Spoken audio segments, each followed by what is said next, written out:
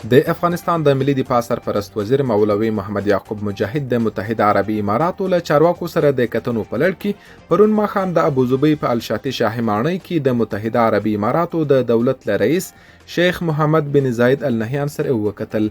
په دې کتنه کې د افغانستان او متحده عربي اماراتو د چارواکو ترمنځ د دوه اړخیزو همکاریو پر پراختیا او یو شمېر نورو مهمو مسایلو خبرې شوې دي.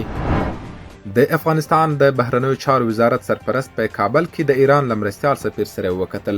د بهرنیو چارو سرپرست وزیر مولوي امیر خان متقي په کابل کې د ایران مرستیال سفیر سید حسن مرتضوي سره په کتنه کې په یو شمېر مهمو موضوعاتو خبرې اترې کړې دي. د افغانستان د بهرنیو چارو وزیر ویلي چې اوس د دې وخت را رسېدلی څو له ایران سره اقتصادي راکړه ورکړه زیاته شي. نوموړي د ژمي په را رسېدو سره له ایران څخه د اړتیا وړ اړینو توکو په وارداتو کې د زیاتوالي ترڅنګ د دواړو هیوادونو ترمنځ د سوداګرۍ او ترانزیت په برخه کې د اسانتیاو رامنځته کولو غوښتنه هم کړې ده. همداراز د ایران مرستیال سفیر مرتضوي په افغانستان کې له امنیتي وضعیت خوښي ښودلې. ښاغلي مرتضوي د ایران او افغانستان ترمنځ د سوداګرۍ د ودې لپاره د اسانتیاو د رامنځته کولو په برخه کې د همکارۍ ژمنه کړې. د خوست او پکتیا د کرومایټ کانونو د 50 ساحو داوطلبي ترسره شوه. د کانونو پترولیم وزارت د خوست او پکتیا کرومایټ کانونو د 50 ساحو داوطلبي ترسره کړې.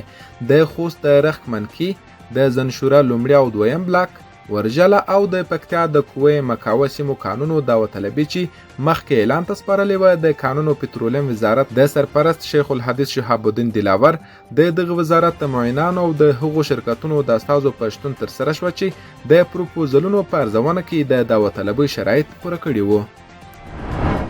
د پکتیا له تفریحي سیمو څخه 100,000 سیلانیانو لیدنه کړې. د پکتیا د اطلاعات او فرهنګ ریاست مسؤلین وایي چې د دغه ولایت له ځاځي اریوب ولسوالۍ، منډهیر او سپین شګې سیاحتي سیمو څخه په تیر یو کال کې له 100,000 زیاتو داخلي او بهرنیو سیلانیانو لیدنه کړې چې له همدې لارې د دولت بودیجې ته 1 میلیون افغانۍ عواید هم جمع شوي دي. د ځمکني ترانسپورت د تنظیم او لا ښه والي په موخه 1250 کسان په دندو ګمارل شوي دي. د ترانسپورت او هوایي چلند وزارت مسؤلین وایي چې د مګړۍ په هیواد کې ترانسپورتي چوپړتیاوې په ښه ډول وړاندې کیږي او ورځ تر بلې د ښه کېدو په حال کې دي. د یاد وزارت ویان امام الدین احمدي وایي چې د ځمکني ترانسپورت په برخه کې د پام وړ کار کړی دی او د هیواد په کچه د یادو خدمتونو د لا ښه والي او تنظیم په موخه 1250 کسان پر دندو ګمارلي دي. د افغانستان بانک سرپرست وایي د خصوصي سکتور لپاره اړینې بانکي اسانتیاوې برابروو.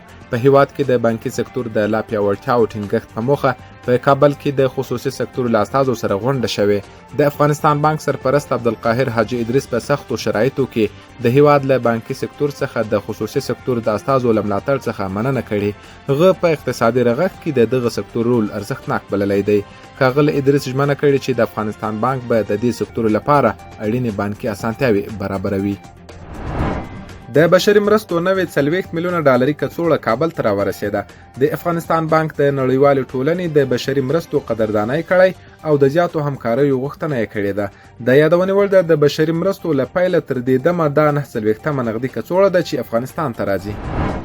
په کابل کې څه باندې 15 ټنه تر تاریخ تیر درمل او واکسینونه له منځه یوړل شول.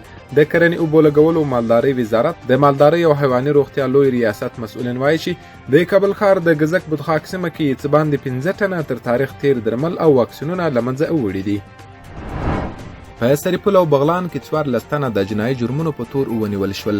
د سرپل د امنیه قومندانۍ د نشهیي توکو پر وړاندې د مبارزې مدیریت منصوبینو د سرپل ښار له بیلابیلو سیمو څخه 15 تنه د نشهیي توکو د پلورلو او کارولو په تور نیولي دي.